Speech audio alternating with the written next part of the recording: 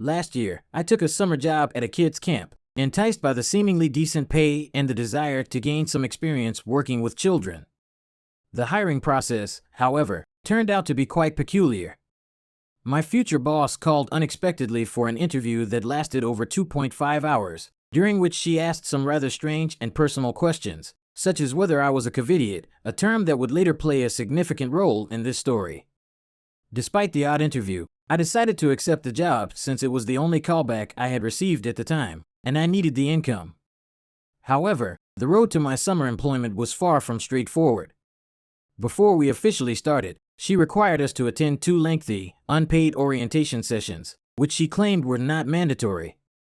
When the first day of camp arrived, we were met with over 20 children and their parents, but the crucial items like name lists and toys were nowhere to be found. In an attempt to salvage the situation, we improvised by jotting down the kids' names as they arrived, hoping they were indeed registered. Eventually, the missing supplies arrived, but their contents were underwhelming, consisting mainly of just 2 types of games that were purchased in small quantities. We also received musical instruments for the kids to decorate, but when our boss inspected our work a few days later, she inexplicably scolded us for allowing the children to take the instruments home, even though no such instruction had been given. This pattern of irrational behavior continued, with our boss berating us for actions that seemed perfectly reasonable to our team, all while insisting that she had given different instructions during the unpaid non-mandatory orientation sessions, which, to be clear, were attended by all of us. Instead of providing guidance, she mostly talked about her personal life during those sessions. As time passed, she managed to offend nearly everyone. She expressed a preference for not having lactose-intolerant or disabled children in the camp because she deemed them too troublesome. She also publicly berated a Muslim colleague for wanting to go home to her toddler after a grueling 10-hour shift, making inappropriate comments about her breastfeeding practices. Furthermore, our boss had us working for extended periods without breaks, even exceeding 12 hours on some occasions. When I decided to adhere to the 12-hour limit mandated by law and went home, she criticized me for it. 2 particularly disturbing incidents involved her interactions with the children. The first incident underscored her obsession with COVID-19. She frequently altered camp rules to fit her narrative and caused misunderstandings among both staff and parents. One day, she asked the children, aged 4 to 10, about their COVID-19 tests. When a 5-year-old girl raised her hand for the wrong type of test, our boss unleashed a vicious tirade, demeaning the child as if she were to blame. It was a horrifying spectacle, and the girl never returned to camp. The second incident was even more unsettling. A 4-year-old boy suffered a head injury while playing on the playground. Although I wasn't present at the scene, I was informed by my colleagues and immediately called an ambulance while my colleague did the same. Astonishingly, our boss reprimanded me not for the child's injury but for calling the ambulance. In her distorted view, the incident wasn't severe enough to warrant medical attention, and she wanted to keep it from the child's father. The ambulance arrived, confirmed that calling them was the correct course of action, and fortunately, the boy wasn't seriously hurt. By this point, I was furious and needed to act. I couldn't terminate my contract early due to legal constraints, so I visited a doctor and explained the situation. The doctor placed me on an indefinite sick leave to prevent my mental health from deteriorating further. When I sent my boss the doctor's notice, she wasn't pleased, but I ignored her calls. I proceeded to rally my colleagues, encouraging them to take sick leave as well. Some of them had received unlawful termination notices, and I advised them to disregard the paperwork and go on sick leave. During this 2-week period, the camp had to replace all 6 staff members at my location, myself included, and I made sure to take all relevant records home to prevent easy handover. I also changed my email password and took steps to frustrate her further. But the story doesn't conclude there. News of her behavior spread rapidly, and because she mistreated staff at multiple camp locations, she lost over half of her employees within a month, some of whom were still on sick leave. She even attempted to unlawfully terminate my Muslim coworker, but I informed her about the illegitimate nature of the paperwork and encouraged her to take sick leave as well. In just a 2-week time frame, my camp location had to replace all 6 staff members, and I played a role in helping staff from other locations leave while still receiving pay. The parents, fed up with her behavior, withdrew many of their children from the camp. By the end of July, I was on vacation sick leave, and my boss reached out. In an oddly calm tone, she offered to terminate my contract with full payment for the entire month of July if I chose not to return the following month. I feigned enthusiasm and agreed to come back, although I had no intention of doing so. Instead, I continued to collect sick leave for an additional full month without ever speaking directly to her again. I also continued to provide information to staff members at all locations who wished to leave while still receiving pay, ensuring they understood their rights and where to report her. As the dust settled, the consequences for my boss were significant. She lost more than half of her staff across all locations. Her reputation was tarnished, with everyone avoiding her. She had to pay me for 2 months, vacation time converted to money, since I hadn't taken any due to my illness, overtime pay, and a mandatory bonus for extra hours, all multiplied by 6 at least. I received around €6,000 for just 9 days of work. Her entire enterprise took a nosedive. She faced legal issues due to my efforts to secure the payments. I had meticulously planned all legal aspects to ensure that she couldn't retaliate against me or anyone else involved. While she attempted to harass me, I blocked her contact. I later learned that she had disclosed my personal information to other colleagues who remained, using derogatory language. If she ever tries to sue me or blackmail me, I have substantial evidence and witnesses to support allegations of harassment and other inappropriate actions. Reflecting on this experience, I can't help but feel a sense of pride and astonishment at how effectively it all worked out. I didn't see any listings for that project this year, so hopefully, it has indeed come to an end, and I hope she has returned to whatever place she came from, unemployed.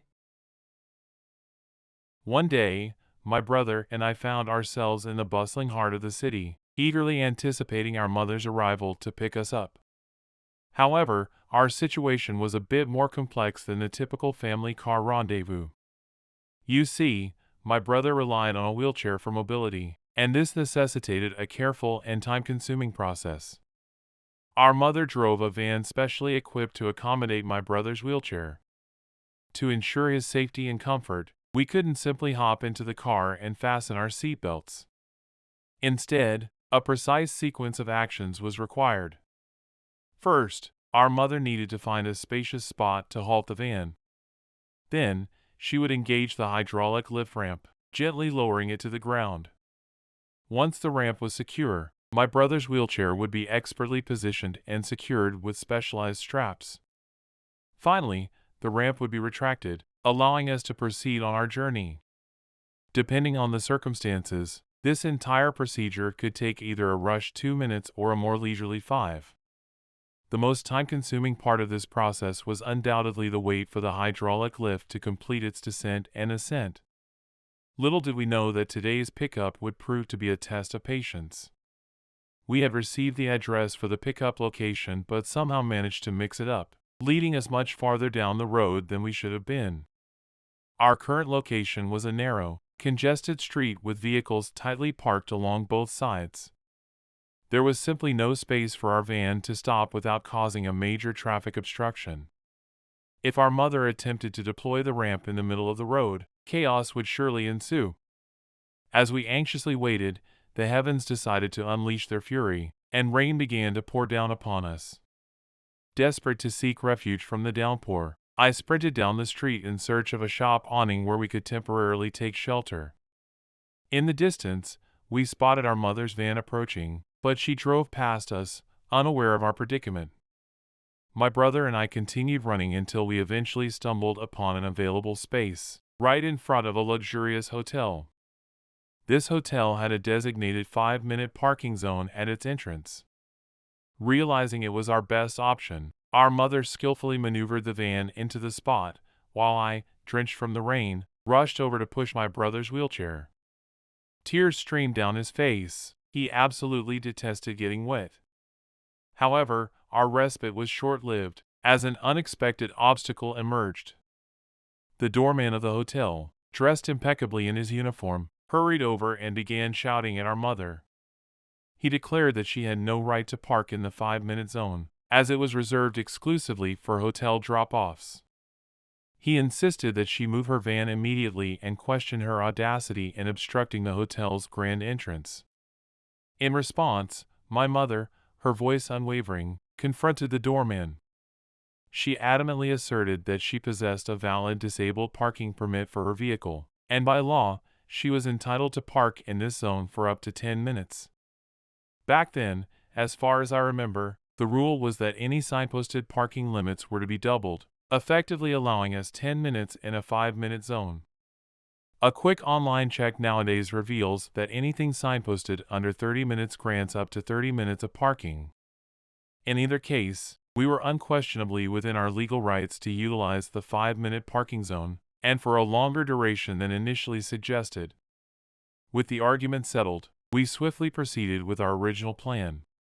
The hydraulic lift descended, my brother was secured in the back of the van, and we all climbed inside.